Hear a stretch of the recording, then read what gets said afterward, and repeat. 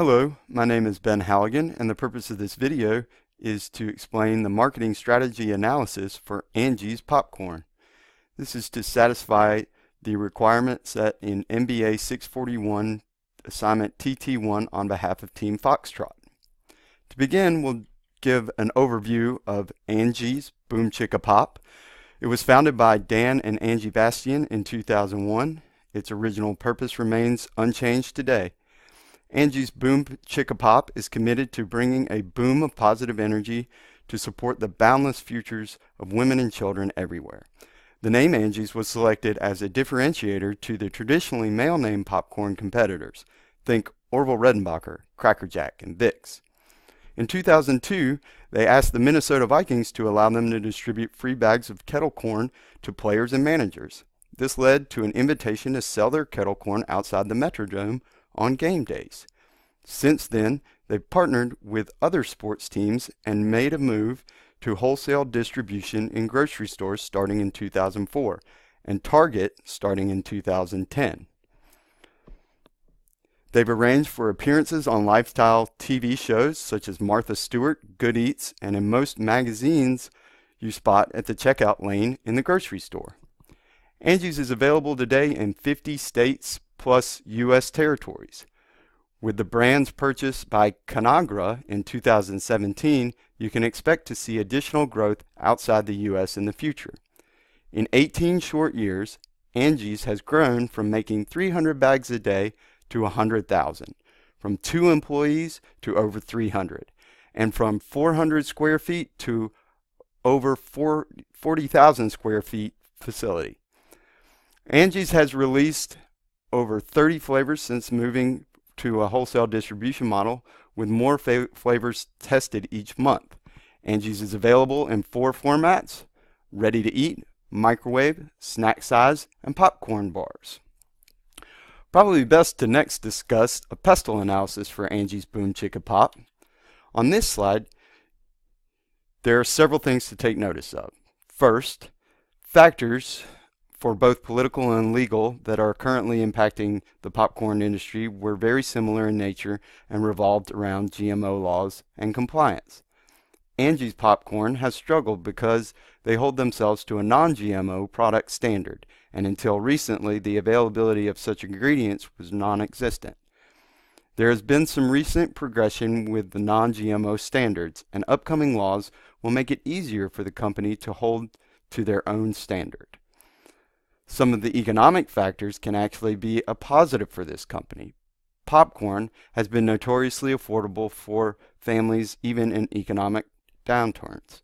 It also has a low production cost, which will continue to be a plus in case of an economic downturn in the future. Social cultural factors impacting Angie's would be things such as generational shifts in using microwaves.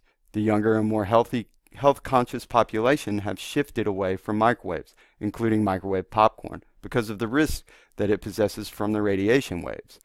Because of this shift in culture, Angie's Popcorn would have the upper hand since they primarily focus on pre-pop popcorn. There is some room for improvement in technology for this field.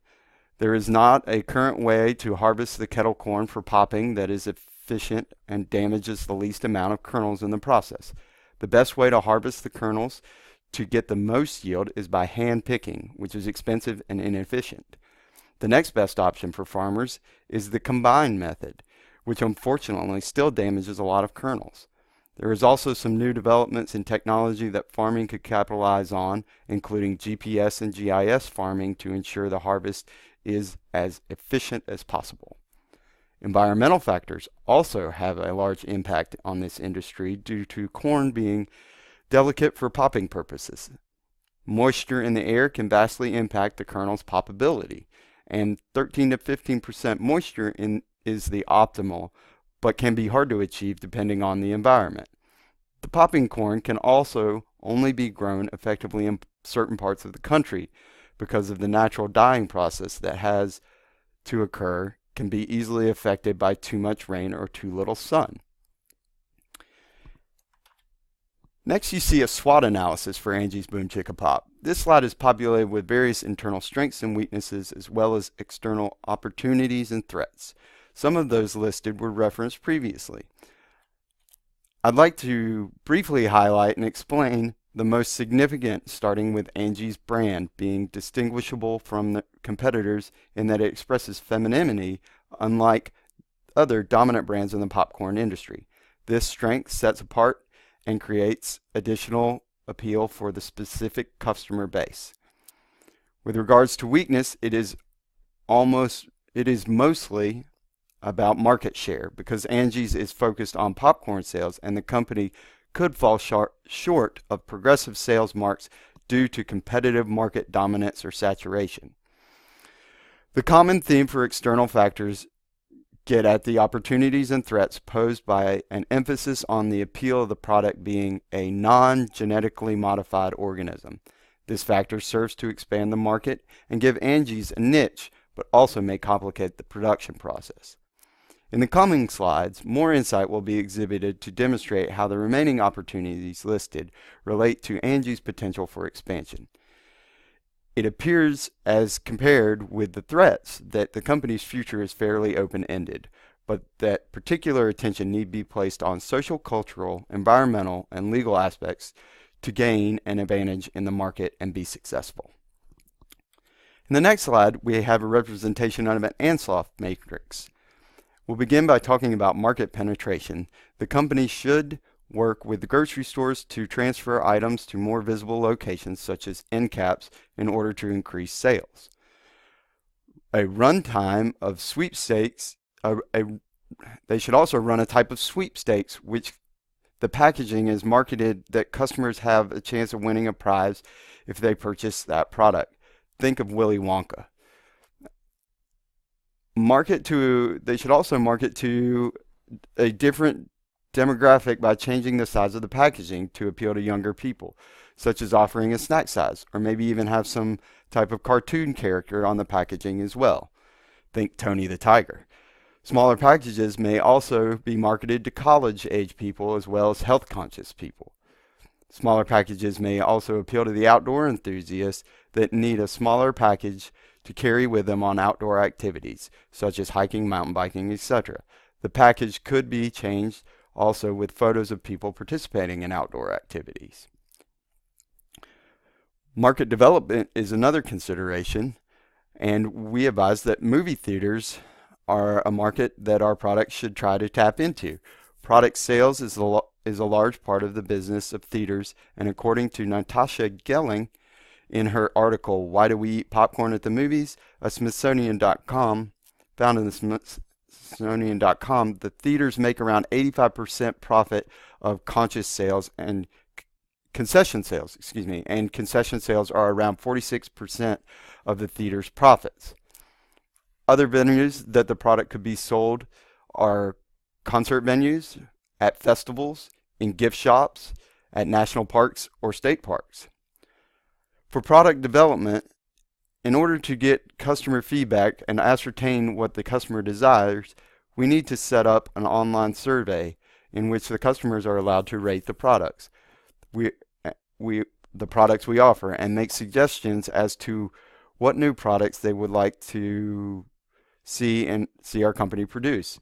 To get the customers to take part in the survey, we would like to offer a coupon or free merchandise or a coupon upon completion of the survey.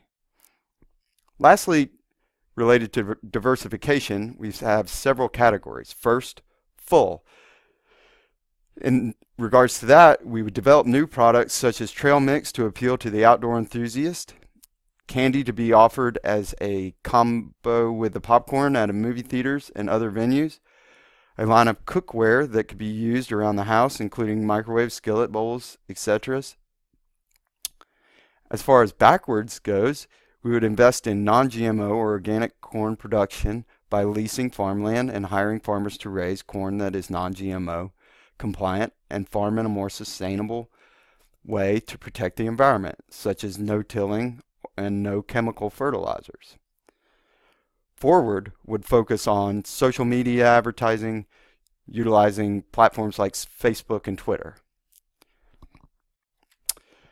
Based on the BCG matrix, Boom Chicka Pop can be categorized as a question mark because of its high growth in sales and low market share, with Skinny Pop and Smart Food being the biggest competitors. However, the company was recently acquired by Conagra, which has increased its share in the market. If the company continues to obtain more market share, they will be moved into a star category.